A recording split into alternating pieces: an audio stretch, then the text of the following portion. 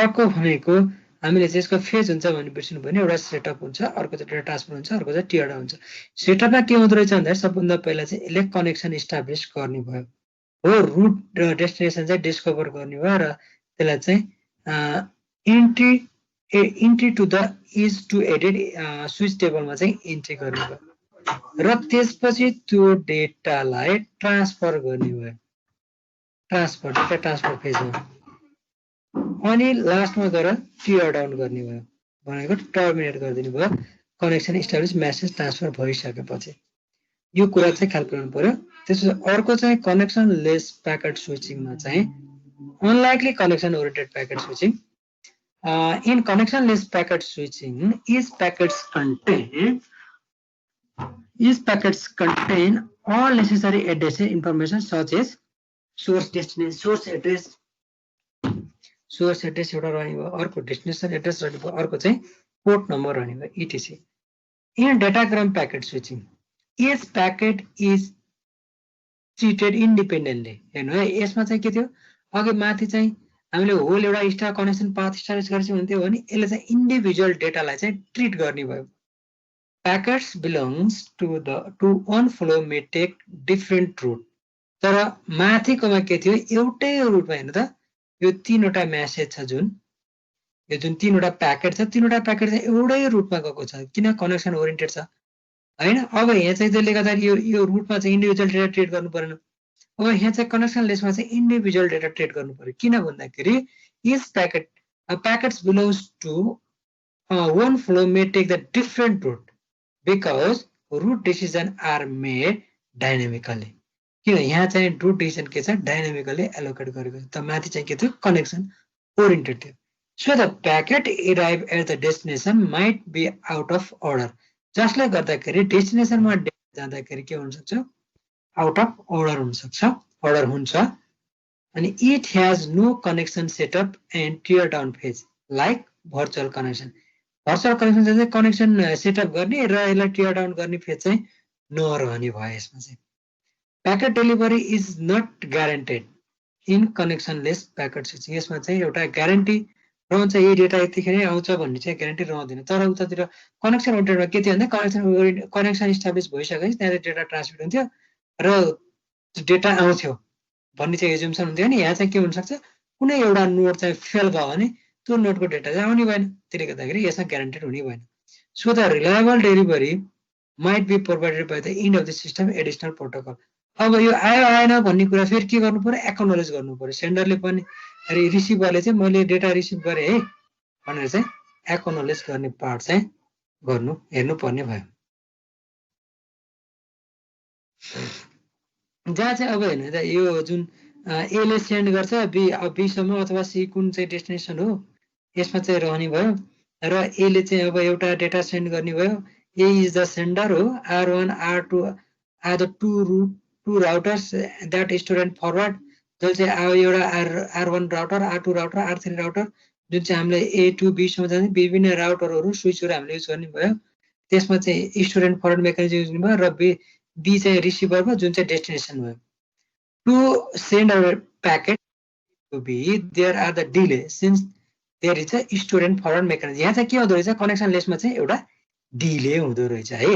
यो सरसर्ती हामीले हेर्दाखेरि यहाँ 5-6 वटा डिफरेन्सहरू हामीले यहीँ भेट्छौँ। यो तपाईँले अब इक्जाममा के गर्नु पर्यो भन्दाखेरि डेटाग्राम, भर्चुअल सर्किट अथवा कनेक्सन ओरिएन्टेड भनेर क्वेसन आयो भने अब यति चिज फिगर बनाउनु बिर्सिनु भएन, सोर्स टु डेस्टिनेसन हुन्छ भन्ने बिर्सिनु भएन।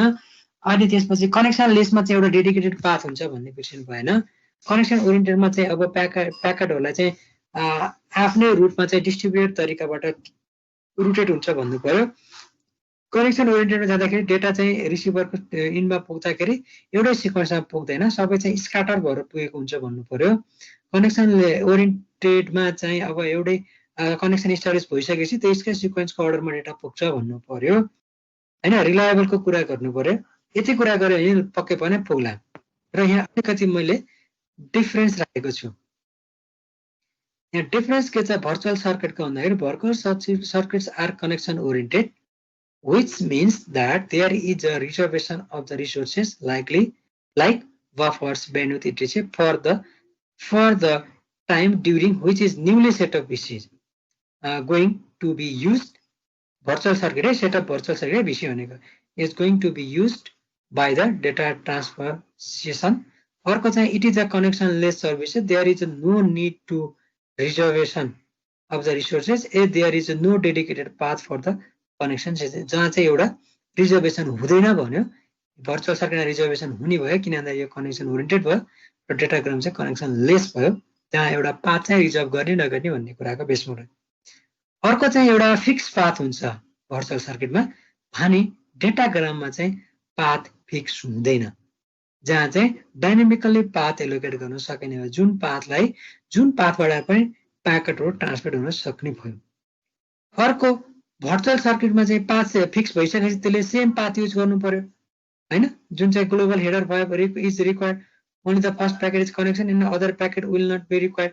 एउटा चाहिँ ग्लोबल हेडर एउटा फर्स्ट प्याकेट कनेक्सन भइसक्यो, अरु चाहिँ त्यसकै पछि जाने भयो भनेपछि अब डेटाग्राममा के हुने भन्दाखेरि every packet is free to choose their own path भनेको मतलब प्रत्येक प्याकेटले आफैले नोड चाहिँ चुज गर्न पाउनु। जस्तै एउटा त्यो चाहिँ कसले राउटेड गर्ने भयो भन्दाखेरि फेरि स्विचिङको थ्रु जान्छ है त, स्विचलाई देखेर हामीले इन्टेलिजेन्ट पनि भनिरहेछौँ। यो छ अनि packet reach in order to destination as data flow is the same path. Packet reach the destination random order which means they need not reach in order to which they were send.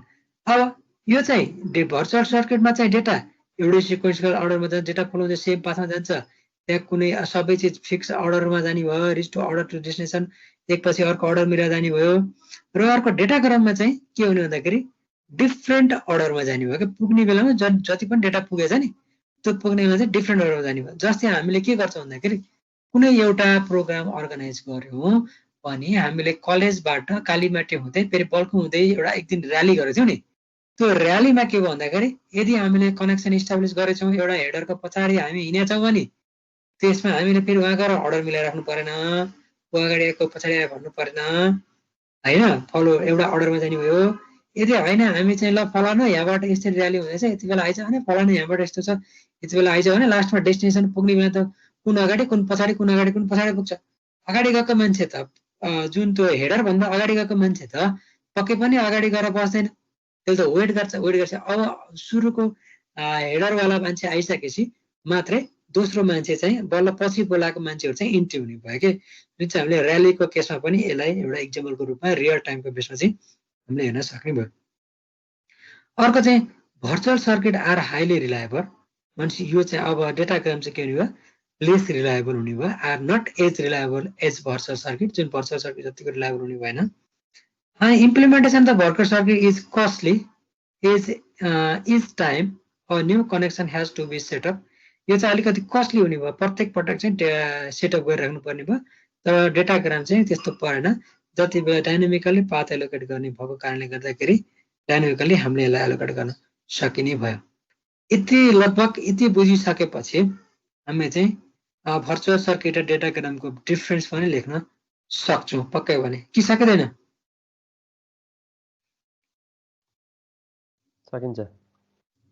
सकिन्छ हैन।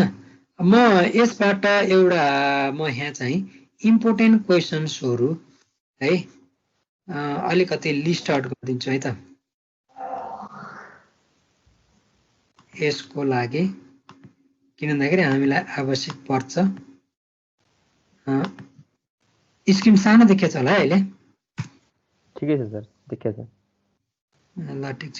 अब म unit 1 2 3 बाट क्वेसनहरू अलिकति question unit 3 को क्वेसनहरू है हामीले इम्पोर्टेन्ट पार्टमा यो मैले x25 यो फ्रेमले तपाईलाई चाहिँ अहिले अलिकति काम दिन्छु, यसमा अलिकति हेर्नु यो एरर कन्ट्रोल र यसको, अनि त्यसपछि म यसलाई अर्को दिन गराइदिन्छु।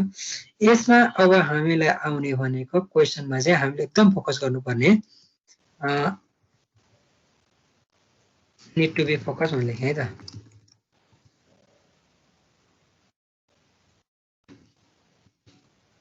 एउटा हामीलाई चाहिँ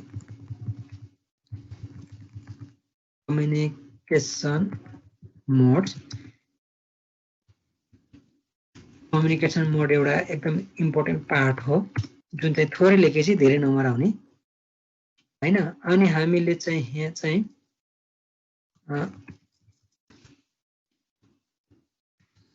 ट्रान्समिसन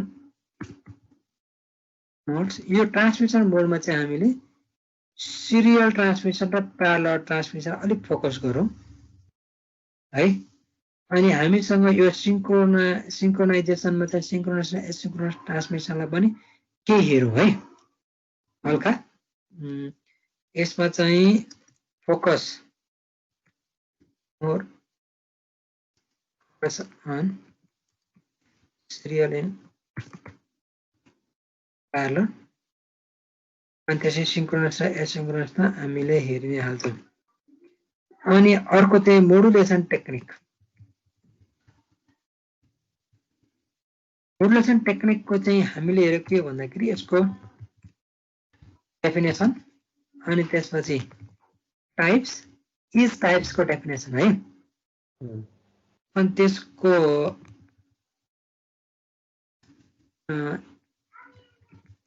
एडभान्टेज एन्ड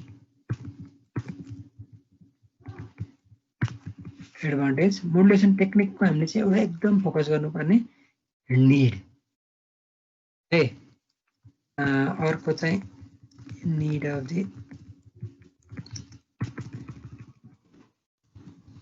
मोडुलेसन पनि आवश्यक किन पर्यो मोडुलेसन भन्ने कुरा विथ फिगर है विथ यति गरे भने चाहिँ हामीले गर्न सकिन्छ अर्को चाहिँ हामीसँग रहेको स्विचिङकोमा चाहिँ इन्ट्रोडक्सन टु प्याकेट स्विचिङमा छ यसमा हामीले के हेरौँ भन्दाखेरि सर्किट मेसेज प्याकेट यहाँबाट चाहिँ लगभग दुईटा जति क्वेसन आउनु सक्यो दुई तीनटा क्वेसन एकदम इम्पोर्टेन्ट पार्ट हो यसको चाहिँ हामीले के हेरौँ भन्दाखेरि एउटा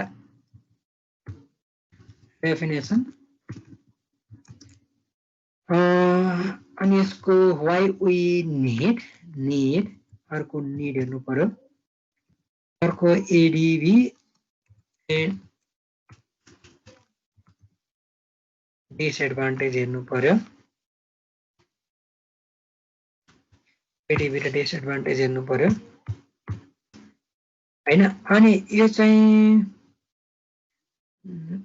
सिचुएसन अनुसार चाहिँ कस्तो सिचुएसन कुन प्याकेट स्विचिङ युज भएको छ भन्ने कुरा एउटा जस्तै सिनारियो भनौँ न सिचुएसन अर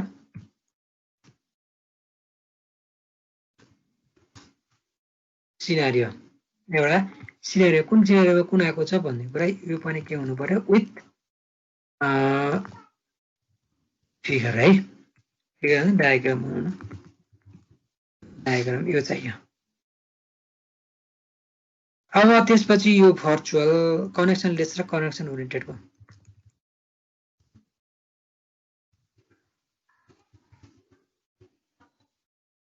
कनेक्सन ओरिएन्टेडको डिफरेन्स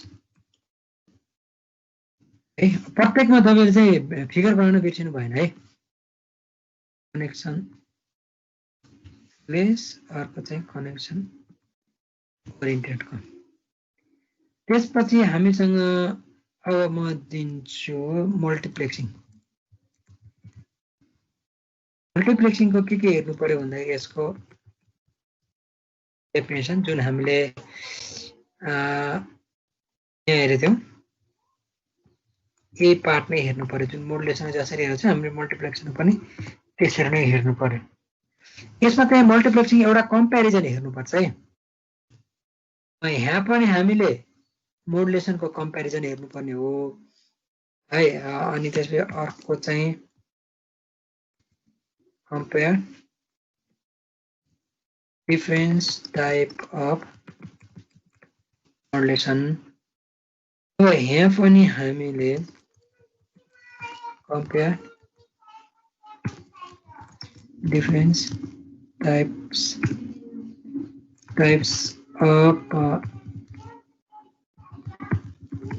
मल्टिप्लेक्सिङ यो चाहिँ हामीले किन भन्दाखेरि एकदमै के आउन सक्छ भन्दाखेरि what are the difference between TDM and FDM भनेर आइदिन सक्छ कि what are the difference between ASK and PSK भनेर आइदिन सक्छ कि हैन यो चीज पनि अब यसको कम्पेयर डिफरेन्स टाइप्स अफ यो भयो अनि त्यसपछि अर्को हामीले हेर्नुपर्ने भनेको error control method. Error control method चाहिँ तपाईलाई यो मैले एउटा पार्टै दिएँ, यसलाई अलिकति हेर्नु है। अब हामीसँग रहेको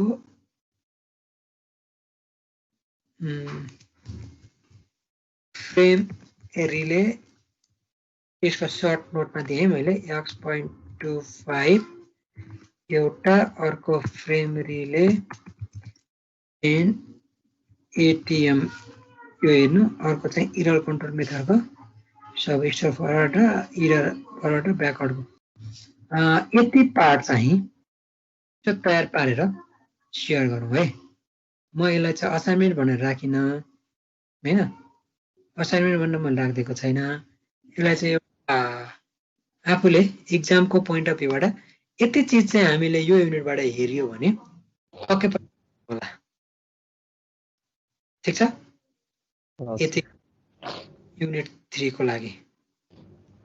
युनिट 3 लाई यति गरौँ र अब यसको ल्याब छ, ल्याब चाहिँ हामीले ल्याबबाट गरौँ अथवा एक दिन चाहिँ म्याटल्याब युज गरेर हेरौँ। अब हामी चाहिँ युनिट 4 मा जान्छौँ है त। अब ट्युसडे हुन्छ, आजलाई यति गरौँ। के छ क्वेरिज यो युनिट 3 मा? यो भन्दा अगाडि पढाइसक्यो हो रुपेश? अगाडि पढेको केही न? हजुर अगाडि पढेको नि हैन। अब हामीले के पढ्यो भन्दाखेरि मोडुलेसन टेक्निकहरु त अगाडि पढेको नि हैन। प्यारलल, अनि त्यसपछि प्यारलल, सिंक्रोनस, अनि एसिंक्रोनस, सिरियल हैन।